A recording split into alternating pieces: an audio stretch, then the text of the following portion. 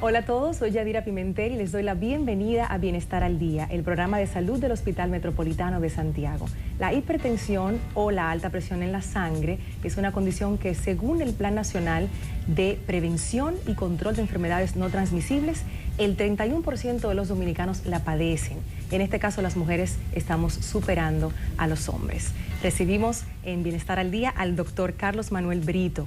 Nos acompaña hoy para hablarnos de la hipertensión. Buenas, Yadira, y gracias por la invitación.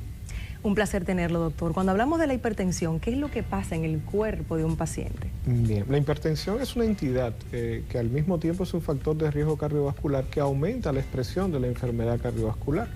Para poner en orden a la población en general, a tu audiencia, la enfermedad cardiovascular se trata de los infartos, de los eventos cerebrovasculares que pueden ser isquémicos o hemorrágicos, de la arteriopatía periférica, aquellas personas que necesitan amputaciones de los miembros inferiores inclusive, la insuficiencia renal y otras entidades, y creo que las que más suenan son el infarto y la angina inestable. Aquí lo que ocurre es una disfunción endotelial, es decir, falta de un funcionamiento normal de lo que es el endotelio. El endotelio es la parte interna de los vasos, de las arterias, que tienen que trabajar normalmente manteniendo un equilibrio de la presión arterial. Esto es física pura. Si se altera ese mecanismo, la presión arterial tiende a subir. Yo siempre le digo a mis pacientes que el mejor ejemplo es cuando estamos mojando el patio y queremos que el agua, el chorro del agua llegue un poquito más lejos. ¿Qué hacemos? Ponemos el dedo para hacer ese espacio, ese orificio de la manguera más pequeño y con ello la presión aumenta. Si la presión aumenta, la enfermedad cardiovascular florece, es decir, nos ataca más tempranamente. Una manera bastante gráfica de poderla explicar y que la podamos también entender. En la consulta, ¿cómo es que se mide la presión de la sangre? ¿Cómo se hace esto? Sí, en la consulta hay que tener en cuenta ya algo, que una primera consulta, ya cuando tenemos familiaridad con el paciente es diferente, pero en una primera consulta uno va al médico un tanto tenso. Ay, sí. Lo primero es que no es solamente la manera adecuada de tomar la presión arterial, que es tu pregunta, sino que debería ser más de una visita, salvo, ya dirá, que la presión esté muy alta. Si la presión está muy alta, en estadio 2 de presión arterial, el cardiólogo, el internista, el clínico, el geriatra, cualquier persona, es decir, que se dedique al manejo de la presión arterial, entiende que debe iniciar tratamiento inmediatamente porque es un riesgo para el paciente, pues lo puede hacer. Pero cuando tenemos presiones estadio 1, presiones que podemos esperar, lo ideal es confirmar esa presión. El paciente tiene que estar sentado por lo menos por 5 minutos, con los pies en el suelo, con la espalda recostada, con el brazo a la altura del corazón, descansado, para evitar que el fenómeno físico de la contracción muscular altere esa presión. Y sobre todo, la presión debe ser tomada en ambos brazos. Siempre debe ser tomada en ambos brazos. Y lo ideal es que sea tomada en más de 2 ocasiones, en 3 ocasiones, incluso de pie, acostado, y así tendremos una mejor visión de lo que realmente está pasando. Esta es la manera correcta. El paciente no puede haber fumado, porque esto influye, por lo menos en la hora anterior. El paciente no puede estar orinándose, no puede tener el estrés de tener la vejiga llena en ese momento, y sobre todo debe evitar también dialogar en el momento que le están tomando la presión. Esa es la manera correcta de tomar la presión arterial. 3 puntos que me pongo a pensar cuando me la han tomado. A veces uno está hablando, uno llega, no necesariamente el médico pregunta si fumas o no. Todo eso se hace en la consulta, esa pregunta, si usted tiene necesidad de ir al baño, si fumó, para poder tener un mejor diagnóstico, algo más certero. Esa es la manera correcta realmente de tomar y tener una apreciación diagnóstica lo más cercano a la realidad. Esas preguntas precisamente se deben hacer al paciente. El paciente debe sentirse lo más cómodo posible para tener una presión arterial lo más real posible. ¿Y cuáles son los parámetros que ustedes toman en cuenta para decir aquí hay una hipertensión? Mira, en el adulto hablamos de presión arterial o de hipertensión arterial por encima de 140-90 de presión arterial. 140, no. Sí, es un número para transmitir a la población, no, para no complicarnos realmente, no quedamos ahí. Mayor de 140-90 es una persona que es, en dos ocasiones diferentes, hablamos de hipertensión arterial. 14-9 dice la gente. 14-9. A veces también escucho el término de personas que dicen, yo suelo tener la presión alta o yo suelo tener la presión baja. Cuando los pacientes llegan con estas historias a la consulta, ¿cómo ustedes lo bajan de ahí a un diagnóstico más certero? Sí, Yadira, lo primero que le digo es que no es normal entonces. Le hago entender al paciente que no es normal soler tener la presión alta, no. Eso es una condición que, dicho sea de paso, la condición de asintomática de la presión arterial, de que no ocasiona síntomas, es el peligro de la presión arterial, porque ella va haciendo su daño. Okay. Es por ello una entidad que es el factor de riesgo más presente como causa de la enfermedad cardiovascular. Muchas veces el paciente llega tarde al médico, por lo cual quizás el paciente debió haber sido tratado previamente. Quizás el paciente, porque muchos asumimos que es que nos ponemos tensos. Nerviosos. Y asumimos eso, sin embargo, no, el paciente tiene la presión alta. ¿Hay alguna causa particular? ¿Es genético? Y si yo tengo en mi familia personas con hipertensión, ¿puedo también sufrirla? ¿Cómo se determina? Sí, la causa genética está muy frecuente.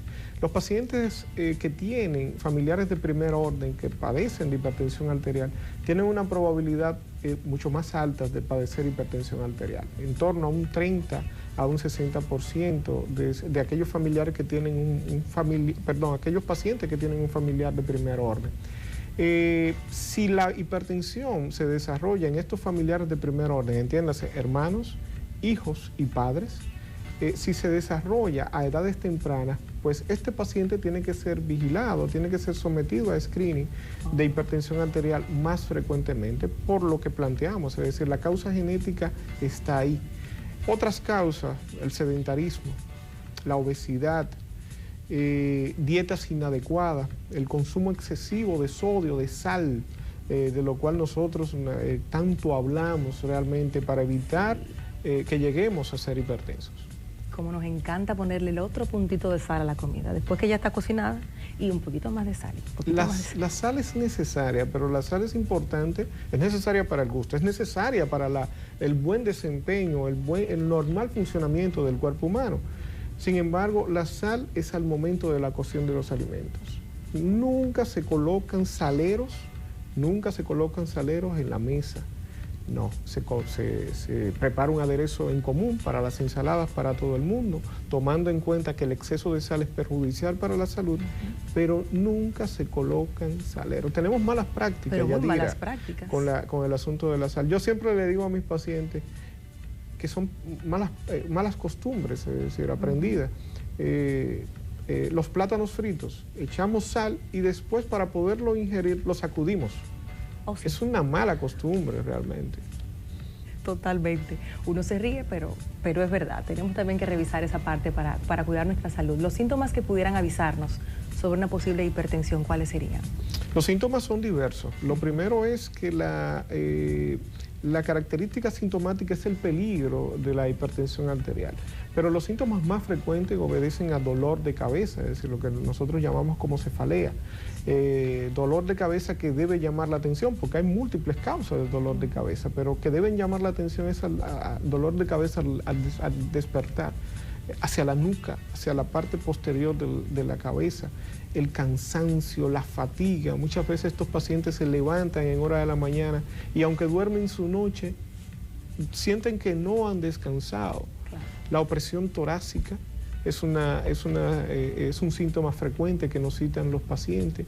El enrojecimiento facial es un síntoma también que nos citan. Esto yo creo que son las sintomatologías que más frecuentemente citan los pacientes, tomando en cuenta el carácter asintomático. Cuando el síntoma está, puede ser que el paciente inclusive esté tarde ya.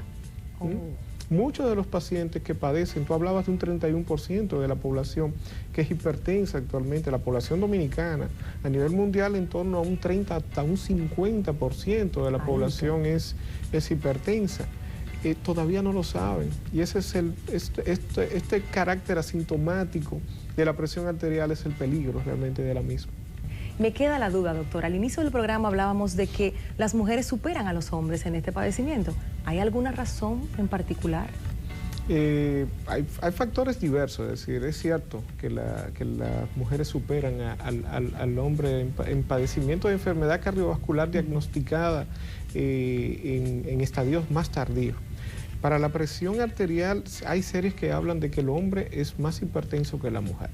Sin embargo, la mujer tiene condiciones que son factores protectores, como la producción de hormonas sexuales femeninas, que en algún momento ya por lo que es el ciclo vital de la misma desaparecen. Ese factor de protección ya no existe. Y ese momento donde tienden a elevar presión arterial y a ser más frecuente la enfermedad cardiovascular. La mujer es más tímida a la hora de hacer actividad física, eso lo hablamos recientemente. La masculinización de los espacios para hacer actividad física va en contra de que las mujeres se sientan cómodas. La sexualización del cuerpo de la mujer tiene miedo a la colocación de las mallas y que la vean y hacer el ridículo, hacer actividades físicas. Esos son factores que no tomamos muy en cuenta, pero que son factores desde el punto de vista del día a día que hacen que la mujer no se sienta segura de hacer actividad física. Y si no hacemos actividad física, somos sedentarios, ganamos peso, tenemos más probabilidad de ser hipertensos por la ganancia de peso y que lleguen otros factores de riesgo cardiovascular como la diabetes, la dislipidemia al cuerpo de la mujer. Y en ese mismo orden, doctor, ¿niños y adolescentes pudieran también padecer de hipertensión? Sí, lamentablemente sí. Lamentablemente. La hipertensión arterial es una entidad que cifras, lamentablemente no tenemos cifras en Dominicana, pero hay series que hablan de hasta un 3.5% de la población estadounidense, de niños y adolescentes, hoy día padecen hipertensión arterial. Esa responsabilidad del médico, del pediatra, tomar la presión arterial, pero quiero llamar a la población a que por favor le pidan a sus médicos que le tomen la presión arterial a sus hijos. Asimismo es responsabilidad de nosotros, del personal de la salud, estar familiarizado con estas tablas, porque es diferente el mecanismo cuando hablamos de hipertensión arterial en los niños y adolescentes, en este ciclo, ¿verdad? En esta etapa de vida, se utilizan una serie de tablas para hacer el diagnóstico y quienes se dedican a la atención pediátrica deben estar familiarizadas con lo mismo. Definitivamente. Y si mencionamos la palabra ansiedad, insomnio, con hipertensión, ¿qué sale de ahí, de esa combinación de elementos? El factor estrés es un factor de riesgo cardiovascular, sin lugar a dudas. Insomnio, mira qué muy buena pregunta. Recientemente la Asociación Americana del Corazón entra a lo que es, entra el sueño como un factor de riesgo cardiovascular, recomendándonos en el adulto entre 7 u 8 horas diarias de sueño. 7 u 8 horas diarias, porque si no dormimos estas 7 u 8 horas diarias de sueño, tenemos una mayor probabilidad de tener entidades, es decir, como la enfermedad cardiovascular, la hipertensión arterial más frecuente con nosotros. En niños entiendo, es decir, es mucho más las horas de sueño, hasta 10, 12 horas de sueño se recomienda para los niños. Es un buen momento para revisar a qué hora usted se está durmiendo y a qué hora se está levantando y calcular esas horas para proteger la salud de nuestro corazón. Hablemos del embarazo y la hipertensión también, que es importante en esa etapa tan vulnerable de la mujer, donde se está creando vida y aparece la hipertensión o ya la trae. ¿Cómo se tratan? Sí, lamentablemente lo lindo del embarazo, ¿verdad? La mujer es la encargada de dar vida, de brindarnos la vida a cada uno de nosotros. Sin embargo, nosotros los médicos llamamos que el embarazo es el estado normal, fisiológico, más patológico que hay. Es decir, se presentan cosas, Yadira, durante el embarazo. Y una de estas entidades es la hipertensión gestacional, que es una entidad que se presenta, es decir, sube la presión en relación a mecanismos ligados al propio embarazo. Y puede causar complicaciones serias. Los pacientes que ya tienen hipertensión arterial las pacientes en este caso, tienen una probabilidad mayor de tener complicaciones durante el embarazo, por lo cual, asimismo, aquellos que tienen enfermedad de pacientes o familiares de primer orden que han tenido estos problemas durante el embarazo, también su probabilidad es mayor. Las multíparas, las añosas, mayor de 40 años de edad, las obesas, tienen una mayor probabilidad de tener trastornos hipertensivos ligados al embarazo. Por lo cual, quienes reúnen estas condiciones deben de ser seguidas por el obstetra de una manera muy cercana para evitar que se presente una de estas complicaciones. ¿Y el tratamiento para las embarazadas es igual para las demás personas o cada quien tiene un tratamiento particular y eso ya lo definen ustedes, los cardiólogos? No, las embarazadas tienen un tratamiento diferente realmente. Los fármacos se pueden utilizar en aquellos pacientes claro, que no cursan con el embarazo. Sin embargo, aquí tenemos que cuidar, hay una serie de factores relacionados al producto que viene, que tenemos que cuidarlo. Estamos delante de dos vidas, por lo cual hay mecanismos, hay medicamentos específicos que podemos utilizar durante el embarazo. Hay otros que están absolutamente prohibidos durante el embarazo porque pueden afectar al producto. Y saliendo ya del embarazo y concentrándonos en la población que padece de hipertensión y que necesita tratamiento, ¿cómo ustedes lo determinan? ¿Y qué pasa cuando esta persona no sigue el tratamiento? Porque conocemos de personas que dicen, yo me siento bien ya, yo hasta aquí llego con esta pastilla todos los días o con este tratamiento todos los días. ¿Qué ocurre? Ya diré, esto es un problema, la adherencia terapéutica. Las personas piensan que ser adherente obedece solamente a tomar la píldora. Es importante, de hecho, la píldora no se sustituye por otras condiciones. Siempre vamos a hacer énfasis en la necesidad de la actividad física para disminuir la presión arterial, para perder peso y con ello disminuye la presión arterial. Sin embargo, adherencia es más allá de tomar la píldora. Adherencia es buenos hábitos alimenticios, hacer actividad física. Si no somos adherentes, vamos a tener un fallo terapéutico y la enfermedad cardiovascular puede tocar nuestras puertas a destiempo. Así que tenemos que ser adherentes en el gran sentido de la palabra, en todo lo que tiene que ver con la entidad. Buenos hábitos alimenticios, actividad física y tomar las pastillas. Está demostrado que disminuciones insignificantes de la presión arterial traen consigo una disminución importante de la incidencia de la enfermedad cardiovascular. ¿Y este padecimiento es para siempre, doctor? Una vez tengo el diagnóstico de hipertensión, es una condición con la que voy a vivir y tengo que aprender a vivir. Es una entidad crónica, la palabra crónica se refiere a tiempo, lamentablemente sí.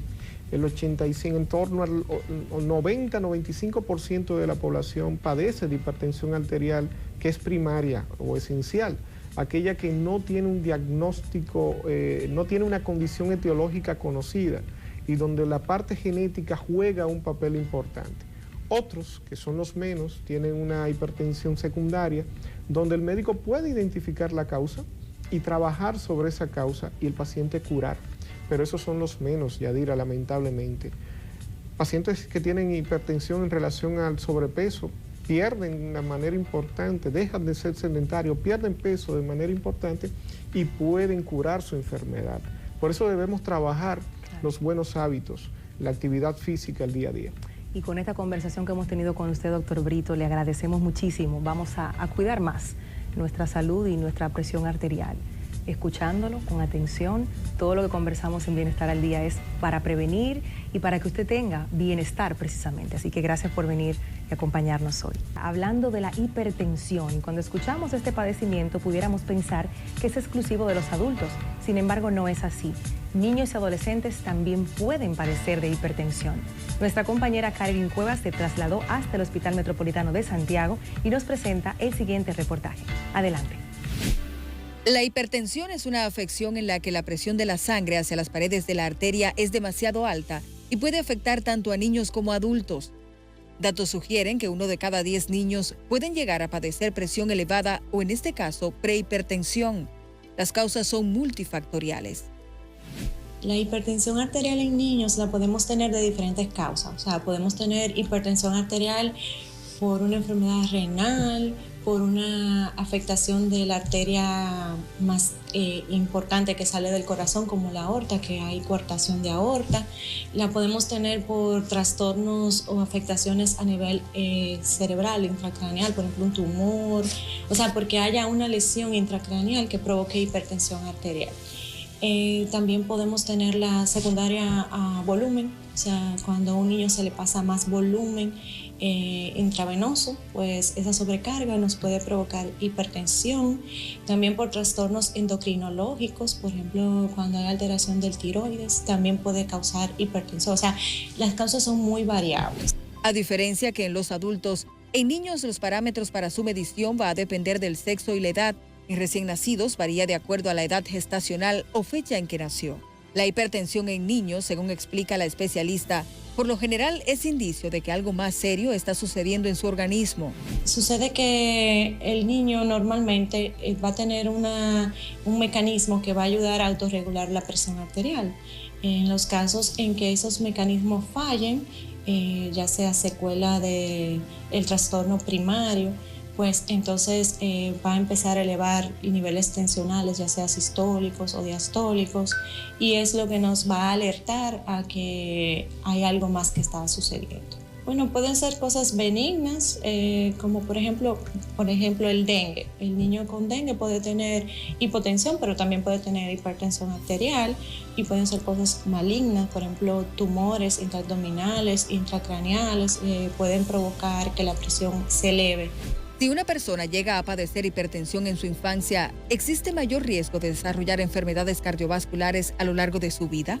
Pues el niño ya que tiene hipertensión arterial en la etapa pediátrica, pues es el que probablemente va a mantener esos niveles tensionales elevados en la etapa adulta, al menos que sea, por ejemplo, ya una coartación arterial y que uno la pueda resolver de pequeño. Puede ser que a medida que crezca, pues mejore esa parte de la hipertensión, pero la tendencia es que sí va a mantenerse hipertenso a medida que crece. Para tratar la hipertensión en niños, la especialista recomienda primero descubrir la causa y diagnosticar el tipo. Explica que se medica con los mismos fármacos utilizados en adultos, pero en dosis más bajas, calculadas por el peso y por la superficie corporal. En ese sentido, subraya como esencial que los padres adopten medidas preventivas orientadas a una alimentación saludable del infante, desarrollar actividad física al menos 3 horas a la semana y mejorar los niveles de lipoproteínas, como son las grasas. Carolyn Cuevas, Bienestar al Día. Así llegamos al final de Bienestar al Día por esta semana. Muchísimas gracias por el favor de la sintonía. Gracias por reportar que están siempre viendo Bienestar al Día cada semana. Nosotros nos encontramos el próximo sábado. Mi nombre es Yadira Pimentel. Hasta entonces.